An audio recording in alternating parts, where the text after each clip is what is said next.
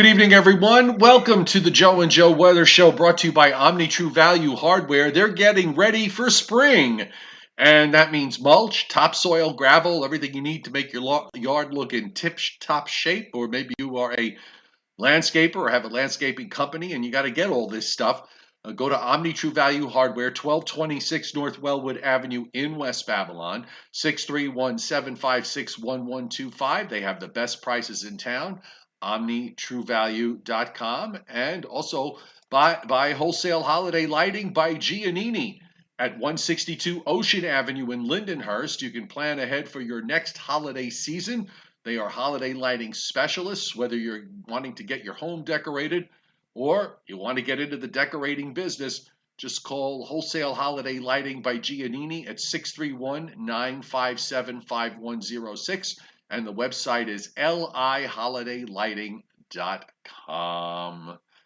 So, a nice day all the way around. Now we have, as we say, a cold front approaching from the west, as Tom Grant would say, for tonight, Joe. A couple of showers on the radar that I looked at, but the next 2 days look fairly tranquil, and then some wet weather over the weekend and into early next week, it seems. 51 degrees here at the home base today, and a couple of weeks ago, I think we hit 49, and we went into a spell of cold weather. This was the warmest day, Joe, that we've had here since we hit 62 on Christmas morning. And that morning, of course, we erased almost all of the 10 inches of snow that fell here just a few days earlier. We did not have heavy rain today. We had bright sunshine, but it was still rather lovely. I was stepping outside periodically today and watching how much snow was erased from the top of my roof. I still, however, in all due respect to our friends over at Omni, I've yet to see my lawn. I haven't seen my lawn since since I think the 31st of January. Well, when it appears, I'm imagining that it will be, having absorbed all that water from the snow melt, it might not be in too bad a shape. Throw some seed on top of the snow. No, indeed. It certainly has been. Well, yeah, we had that the big snowstorm, the one that came at the beginning of February, started a few moments before midnight on the 31st of January. That was the last time I saw my lawn, and ever since then it has been covered up with a variety of different snowfalls. Obviously, it would have gone, the snow that is, if we had had some fog and some rain to go with it, but that was not the story. But it still was a lovely day out there with all that sunshine, 51. And we'll have, as you just said, a couple of nice days tomorrow and Friday before our next round of precipitation, probably on Saturday. Yeah, well, that sounds about right. Welcome, everybody, tonight. Hopefully, everything is going smoothly. I trying a few things to get a little more data out there on the signal, and I'm noticing that things are going a little up and down a little bit. So hopefully, you're not going to experience too much buffering where you are. We are got a nice little crowd already on this Wednesday night, and I think maybe if I start eliminating a few windows here, I'll be able to pull this off. So I just want to go back because one of our regulars, Timothy Veltman, reminded me today that we just passed an anniversary of a rather interesting severe weather outbreak in upstate New York. And I pulled up the surface map from that morning, Joe. Now, we had a big snowstorm in 2006, I think just about maybe a week and a half before this. Am I correct? Off the top of my head, I'm trying to. My mind is like spinning like a Rolodex in the top of February my of brain. 2000. Remember? February of 2006. I remember we had a snowstorm on this date in 2005, and I also remember that today, Joe, in 1985, and I was living on Long Island as you were. On this day in 1985, they broke a record at Jones Beach. They had, I don't know how many thousands of people came to Jones Beach because the temperature today, on this day in 85, hit 75 degrees. Oh, nice. 75 on the on the 24th of February, and yet I can't remember this derecho situation that you had mentioned for 2006. At least maybe it's because it took place in upstate New York. Well, I'm just gonna quote here. This is from February 17th, 2006, a severe weather and high wind event across eastern New York and New England, and I'm quoting from a paper by Thomas A. Usala of NWS Albany and N.A. Stewart, I believe, of also Weather Service in Albany. Severe thunderstorms across New York and New England, very unusual and uncommon in the winter. Albany only averages one thunderstorm day every decade in the month of February. That's how a line of severe thunderstorms produce damaging Yeah, winds in excess of 50 knots. Large hail greater than 1.9 centimeters occurred between 12Z and 18Z over much of eastern New York and New England on the 17th of February 2006. An anomalously strong surface cyclone and its associated Arctic front focused an area of severe weather that developed between 9 a.m. and noon. And from the northern Catskills and the upper Hudson Valley southwest into northeastern PA, the line quickly moved through the Hudson River Valley prior to noon, with over a dozen wind damage reports caused by a line of severe storms over New York and New England. Widespread wind damage subsequently followed with powerful winds due to the strong horizontal surface pressure gradient and numerous gusts in excess of 50 knots. And I brought the surface map up uh, of this, and I'll show it to you here. It looks like the low was somewhere in the nine. I'm trying to see the pressure. It was actually it is a 990. I can't read it. That's a 98 or an 88. It looks like a 98 low, so it wasn't particularly deep. However, I'm looking at the temperatures here on the other side of the front, Joe. Temperatures in the 20s, single digits, and then going below zero. And at 12Z, it was in the mid 50s in northern New Jersey and Long Island and points south, and it was in the low 50s all the way up in the Hudson Valley. I'm going to attempt to see if I can get the next map. Things have been a little slow to load here, and I'm just trying not to mess things up here with respect to the live stream, but you can see the low deepened from a 98 down to less than a 92 low in 3 hours, and continue to deepen from there. And there's that strong cold front that it's really, I mean, considering that they get one thunderstorm day a decade in the month of February, and they had an all-out derecho here situation, is pretty remarkable. And on the next map, which is for 18Z, if it would oblige, there it goes, it popped up. The low ran up into the St. Lawrence Valley, and the front had already ripped on through. So it was just west of Albany at 12Z, and it was over Boston at 18Z. That thing was moving like a rocket ship. And look at this, I'm checking my own. bitter cold air on the west side. Everything all right on your end? Yeah, it's fine. This was a Whoa, Friday, my by the fault. way. Hold February. on. The map's not up. Oh God. See, I'm so worried about. Let me just roll through this back again so everybody can see this. So this is. Let's go back to 12Z, and there you go. So the low is in central PA and approaching Rochester, at which makes it even more dramatic because of how much ground it covered. To go from between Rochester and Syracuse at 7 a.m. and you see the temperatures that are in the 50s. You should be able to see the map up on the screen now, folks. Sorry about that. And then we'll go to 15Z, and the front was in eastern PA, and by 1 o'clock in the afternoon, it was already offshore and Boston. So it just moved like a rocket ship. Bitter cold air behind it, with a large, many areas back over uh, in the plains, down below zero, single digits and teens into the Great Lakes. So this was quite a push here. And again, considering that they only have one thunderstorm day in the month of February every 10 years, to have a derecho is pretty remarkable. From what I can see, Joe, there was a large mass of bitterly cold air from stretching down from northern through central Canada down to let's say Minnesota and the northern Great Lakes area.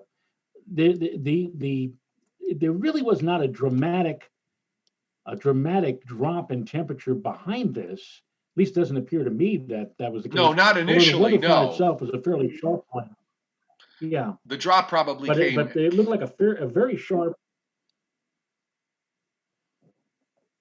It looks like a very sharp cold front, though. Certainly, that would have caused something. I wouldn't have called it a derecho producer by looking at this initially, but it was a very significant, and also, as you pointed out, a very fast moving. I mean, like the low took off like a rocket, as you just mentioned, and that front just swept in from the central Ohio Valley at 1 o'clock in the morning into our neck of the woods by 1 o'clock in the afternoon.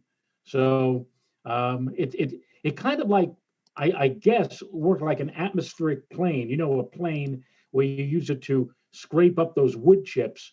This thing must have been hauling at a rather rapid speed and really causing a lot of uplifting ahead of it to cause that line of showers and storms or that derecho effect for upstate New York. So But quite a system. I'm surprised I don't remember this, but you know that's yeah, that's pretty that's Timothy had pretty said interesting. that about And two and weeks. I, we should also point out, Go ahead, Joe. I'm sorry. We seem to be having an audio delay too, which is not really a lot of are fun you there? here. Are,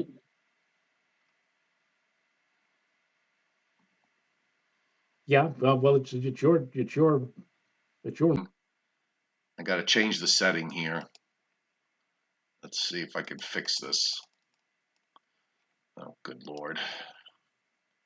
I should also point out, Joe, that um, I thought we were talking about a date on this day 15 years ago on the 24th, but this is not the 24th. This was the 17th of Yeah, February no, the in anniversary was a 20 week. Right, 2018. the anniversary was a week ago. Um, Which is even but it's even Timothy, more why I'm going back. I'm going in my head here trying to remember events on the 24th of February, and this maybe partly is the reason why it didn't register, is that we were looking at completely two different dates. no, no worries. I switched data output sources now to go back to what I usually did use, and that should hopefully stabilize things. Everything was fine until the show sounds. I apologize for the buffering. Hopefully, it will settle down shortly. I'm hoping. Okay, so let's go to the radar right now so we can take a look at what's happening tonight. We've got some showers going on up in upstate New York, and a bit of shower activity crossing central Pennsylvania down into eastern Kentucky.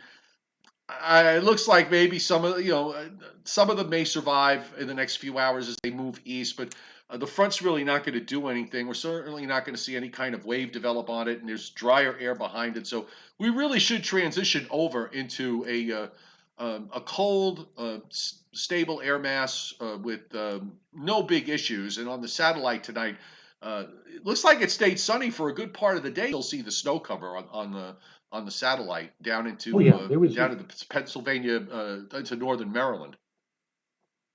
it was sunny up here for much of the day today, and um, we're heading toward a full moon. I think the full moon is coming up Friday night, Saturday morning. So we've got moonlit skies to finish out the remainder or balance of this week. Well, that's nice. Now, as long as it stays clear the next couple of nights, it'll really look pretty, don't you think? Yes, yes. What am I going Okay, to say? Yes, I it's going know.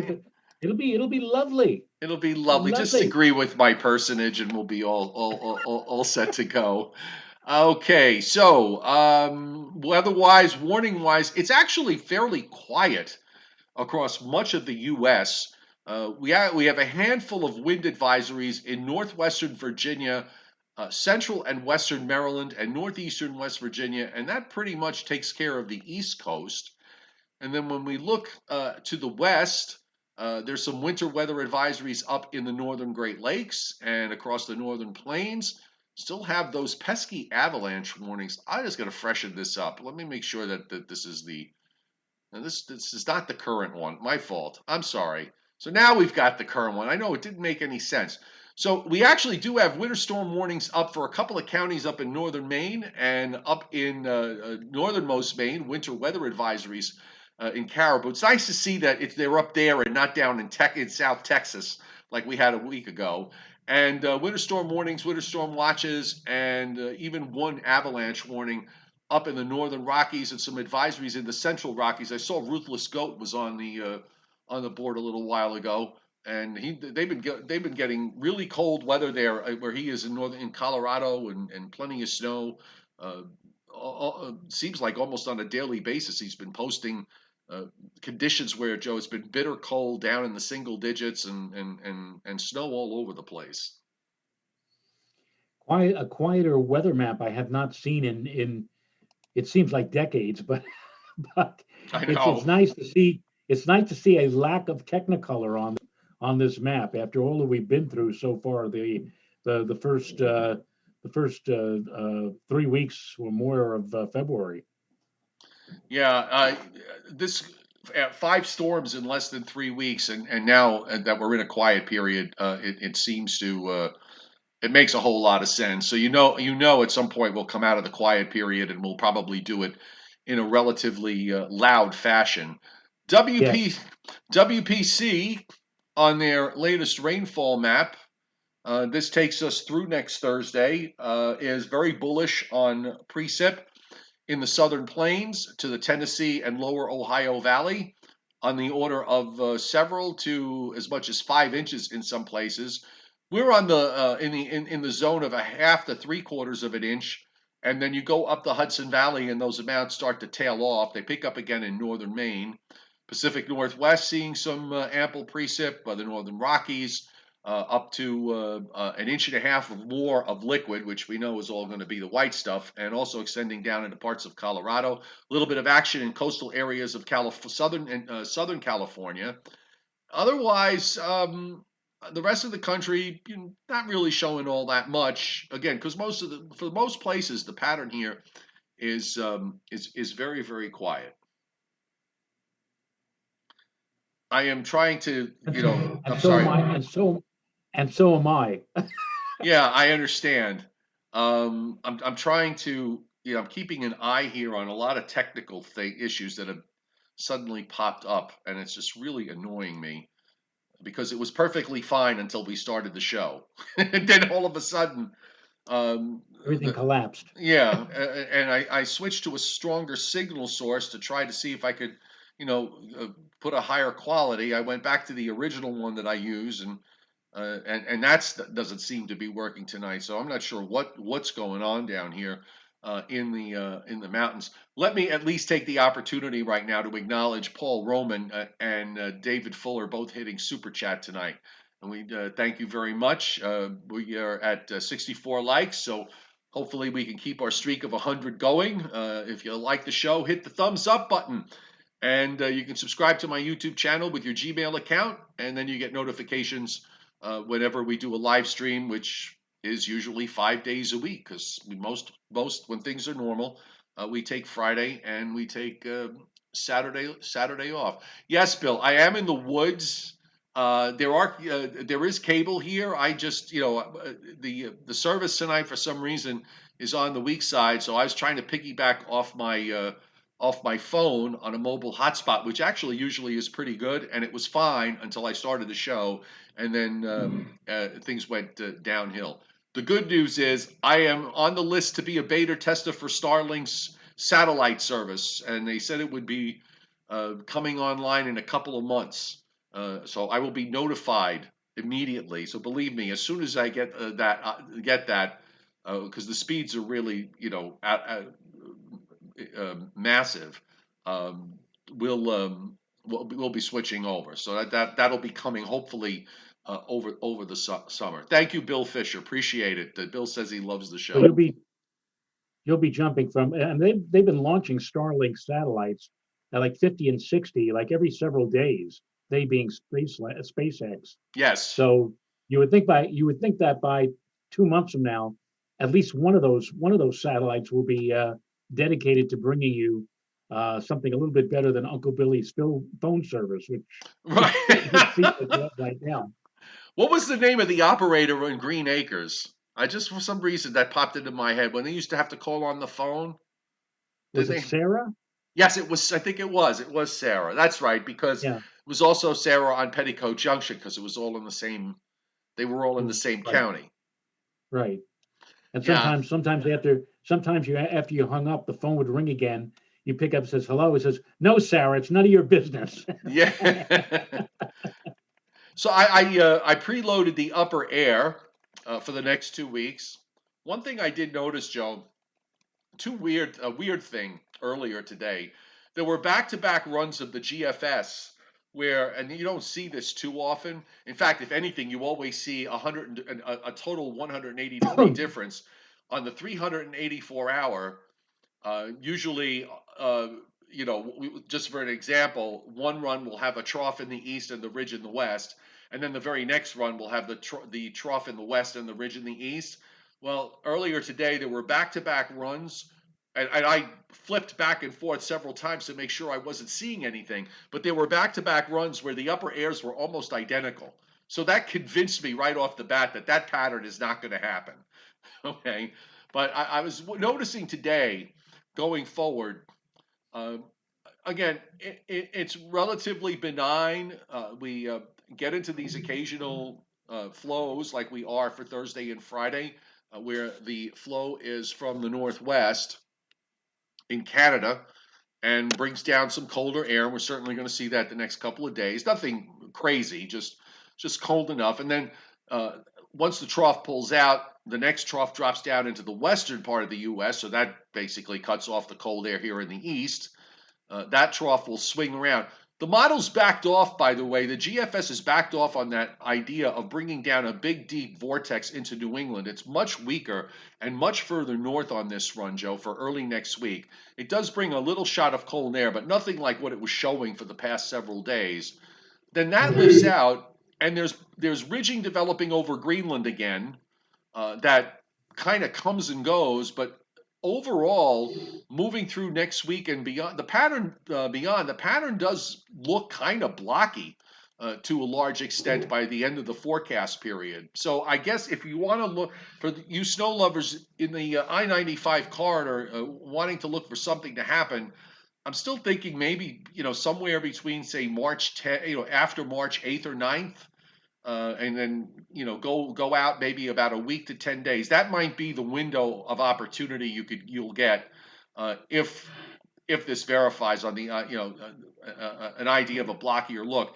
And since the overall pattern is nothing like it was back for the first 3 weeks of February, uh, you're going to just have to hope that everything times out perfectly, where you have cold air coming from someplace timed out with some kind of short wave and it moves just right. Because I think that that's probably the only way we're going to see another snow event before the winter completely shuts down, in my opinion. Well, I'm going to be very PO'd if we don't get another 1.4 inches at Central Park between now and whatever the end of the season happens to be. They are that close to hitting 40 inches for the season. And if you're that close, we got to find some way to get 1.4 inches to bring it up to 40, Joe. I just know you said yesterday you've got your 40. We not in an official sense. I really want to see us get at least Well, the 40 inches if I have to, this Joe, weekend. I will buy about a 20-pound bag of sugar and stand over the outside the window of the observer and pour it out the window to get you that what is it, 1.6 we need to get you over No, 40? I think it's 1.4. 1.4? Okay. All right, 1.4. So I think 20 pounds of sugar will do it. If you can find me 1.4 inches of snow, that's all I'm asking for is 1.4. Suddenly as I'm talking to you and saying this, it reminds me of a conversation from somebody else like a month ago. If you could find me, no, that had nothing to do with snow though, but What were they looking for that they asked you to find? they weren't asked. It wasn't a conversation that I was having. It was a conversation that somebody else was having with someone. Justin Vale says 1.8. That's 38.2. No, I think it's 38. I think it's 38.6 so far at the Oh, you park. know what? I have the graphic here. I'll tell you right now what it is. It is 38.2. 38.2. It's Wait a minute. 38.2. I just put I just have I didn't pull up on the screen, but the graphic I had last night, I just pulled it up off screen and it's 38.2. Uh, let's Well, see. Anyway, here's I don't know, we're having that kind of a show tonight, I guess. So here's our surface map. You know, tonight, you know who's watching tonight? I guarantee you Dory Sherry is watching tonight. Okay, I guarantee you he's watching it and he's well, saying, "Well, yeah, what are these two guys doing? They're crazy. You think these guys have talent? Ah, let's move on." I want to just tell you, Dory. Yes, played by Phil Ober, who was married to Vivian Vance. Now wait a minute, Joe. Hold on. What? Now I just brought up the climate report from New York City for today, And it's a and it says 38.8. snowfall inches today 0, month to date 26.0, since December 1st 38.6, since July 1st Oh, okay. So 38.6. you So know what, Joe? there's my 1.4 Okay, inches. you're right. You know what happened? That's dated February 21st, so that didn't count Monday's snow. Aha. And they got point 0.4 at Central Park. There you go. And were it not for a couple, maybe 10 miles further east, you would have had the 40 because Newark got, just under 3 inches uh, from that system on Monday.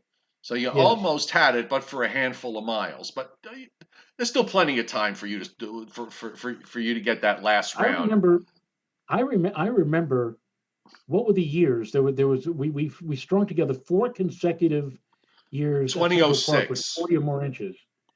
And I remember on the fourth year, it was at 39.9 for such a long time, and I think 3 flakes fell. And somebody said, "Well, what the heck?" and made Yeah, it 0.1 and made it an even it 40 was for that. it was 2006, the year of the Yeah, derecho. the year of the derecho. There Right. you go. So here's our surface map just to show you what's going to be going on here because at this front, those showers on the radar are forecast to actually fall apart before they reach the coast, but somebody's going to wind up getting a passing shower anyway. Cold high builds in, quote unquote cold. There's a wave that comes across the Gulf states, heads off the Carolinas, but there's obviously no cold air because of the high going out well southeast of Cape Cod. Looks like we'll get a little bit of rain here on Saturday, a break. Then there's a second wave with the front. Now you've got the northern stream. You've got these two southern short waves, Joe, and you've got two northern short waves, and they're all completely mistimed. So there's no phasing here. And the system here on Monday, this is the one where the GFS was trying to bring down a slew of cold air, and it still has a decent shot of cold air here for Monday night. But by Tuesday morning, the core of the cold air is moving out, and then it pulls out rather quickly by the time we get to Wednesday. So Tuesday might be the one day where it's very cold, and then that pulls away, and then another weak front goes by late next week. You got something going on off the southeast coast of the United States that moves on out, and then a bigger high builds in around Saturday, March 6th there, north of Lake Superior, and there's some kind of low with an inverted trough down in Alabama and Mississippi. But the models basically squashes this on this particular run. And now you got another big high later in the forecast period that comes down with what looks like a stronger low. Now, initially, the model takes this primary low into southern Indiana, develops it off North Carolina, and there's a big 1045 high to the north on the surface on the 384. Obviously, that's a long way away, and it's not going to look anything like this. But again, it does have that blocky look. So figure sometime after, say, March 7th or 8th, and carry it on to about March 15th or 16th. Somewhere in there is going to be your chance to get that last 1.6 inches. And then, 1.4. what's that? 1.4. 1.4. Okay, 1.4. Yes. I'm giving you 1.6 so that it's 40.2. This way, there's no Right. mistake that it's over 40. Right. I'm Right. trying to help you here. Thank you. Thank you. All right. So you know what? It, we don't do well when there was no, when there's no There's weather nothing to talk going. about. Exactly. So you know what? Let's go to let's do a little Briller Jeopardy here. And by the way, we're at 80 likes. Incidentally, 81 likes on my thing. Joe, can you do can you cheerlead and get us over 100? Because I don't want to break this streak. Oh, well, we're only 19 away. If you can't get me the 1.4 inches, get me at least the 19 likes. Yeah, exactly. There we go. Now we're up to 82. All We'll right. get to 100, I'm sure. Okay, so let's bring up. But we have one of the smallest audiences we've had in weeks, Joe. I know everybody's Tonight, kind of weathered out, to tell you the I truth. think so. I think this is it was such a bland, blah, easy day today that everybody's just like, ugh. Here's Briller Jeopardy, and the theme tonight will be the month of March. Since 1869, now this is in New York City Central Park. So if the number here could easily be higher or lower, depending on your location. If you're within 50 miles of New York City in all directions, but we're just going to use the park as their number. In March since 1869, how many snowstorms of at least 12 inches? In the month of March, Yeah, 1869, yeah. How or, many? or How since many? 18, How many 1 foot plus snowstorms have occurred in the month of March since 1869? month of March is a crazy month, and of course the 1888 blizzard was in March, um, and Superstorm 93 was in the month of March. We all remember that one. So Remember, you would not think. the key number here is 12, not 10. Just so you know. Okay, so I would say that we've had in the month of March. I'd say we've had 8 1 foot plus storms in the month of March, going back to 1869. Figure 8 is 2 times 4. Figure 4 is half of 8. If you could skate, it would be great. Make a figure 8, a circle that turns round upon Would you itself. would you give me the answer? Turn it on its side, and it's a symbol of infinity. The answer is 4. 4. 4. Oh, we I were was at going. 95 likes. Now we're at 91. The answer is 4. 1888, 21 inches. 1941, 18.1 inches. 1960, and that I think is known as the Great Ash Wednesday Storm of 1960, 14.5, and 1914, also 14.5. Now, I would just note, by the way, in 2018, March of 2018, which is the March of the infamous four Easters, where we had four nor'easters. Talk about 5 storms in 3 weeks, Joe. Think back to that stretch there where we had four major nor'easters in 3 weeks, and each one of them was a powerhouse. But Right. the last two of those, the last two out by me. Now New York City got less, but the last two, well the first one produced like a slushy inch of snow out by me in central Long Island. The second one I got 6 inches out of. The third one I got 10 inches out of, and the fourth one and the last one I got 19, and that all fell at night. And I remember missing it because You were I had to stay over. Okay, Yes. and I You were remember at your mother's. Were you at your mother's, or were you in a no, I hotel couldn't that? stay at my mother's because we had snow hotel. But Right. I remember looking at Facebook and seeing uh, people posting, the weather geeks out on Long Island posting, and I quote, "It's puking snow." Yes. You know, So that was not that didn't make me too happy because I've seen what it's like when when it pukes snow and it's coming down at 4 inches an hour. That doesn't happen too often, and it is a sight to see. So if you, it's like you're living in a snow globe, and I missed it, and I was not happy.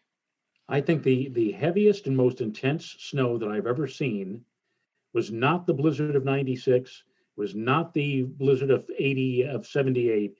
It was, and it only was for about 15 or 20 minutes, but it was a mini blizzard, I guess you can call it, Groundhog Day 1976, where the temperatures were plummeting during a period. I saw moderate to heavy rain go to heavy snow almost instantaneously, like that, Yeah. along with howling winds of 40 or 50 miles an hour. That had to be by far and away one of the most significant and most intense. I mean, the visibility was all of like maybe like 5 or 6 feet.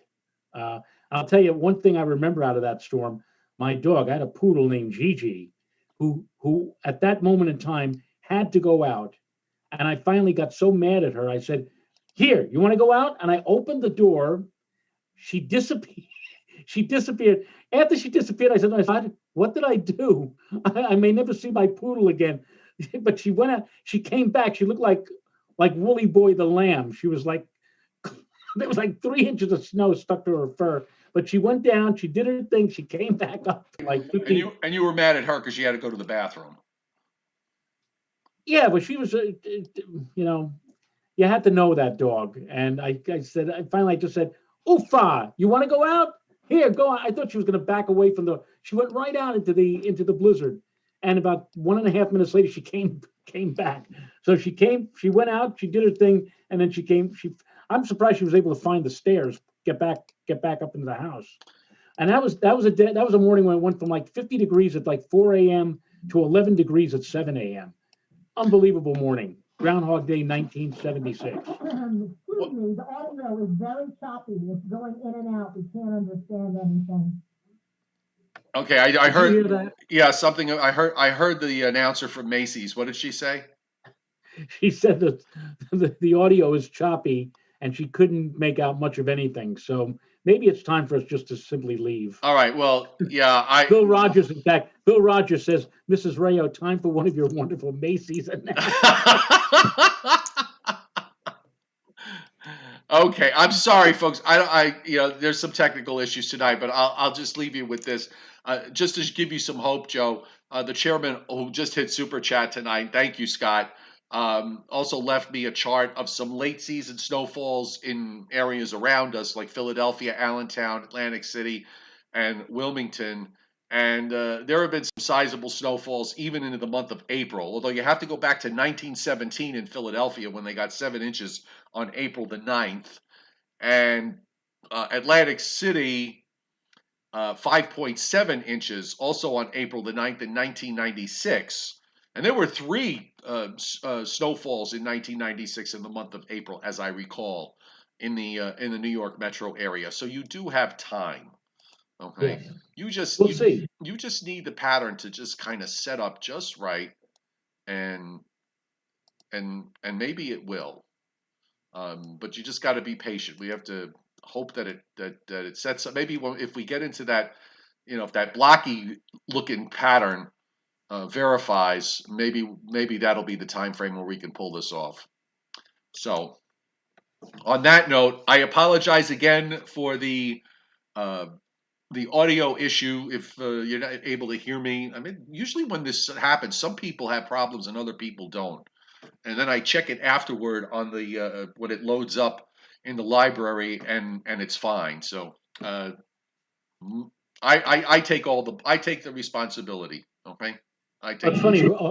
Renata says on the chat board, audio choppy in and out. Time to say goodnight. And immediately after what she posted, Scott D, not the chairman, but Well, Scott it's D fine says, on my end, he audio is fine says. on my end. Oh God! Anything on sale on the third floor? I don't know. Just checking. All right. See, even when things, this is why we need weather going on, because you know then it becomes problematic. We have no weather going on. The audio is causing problems. The video was causing problems earlier. You're right. It's time to say goodnight. So let's say goodnight, and we will see you everybody tomorrow. Thanks for being here and putting up with the both of us. We got 102 likes, so the streak continues. Joe and I are happy campers, and we hope you are too. So have a great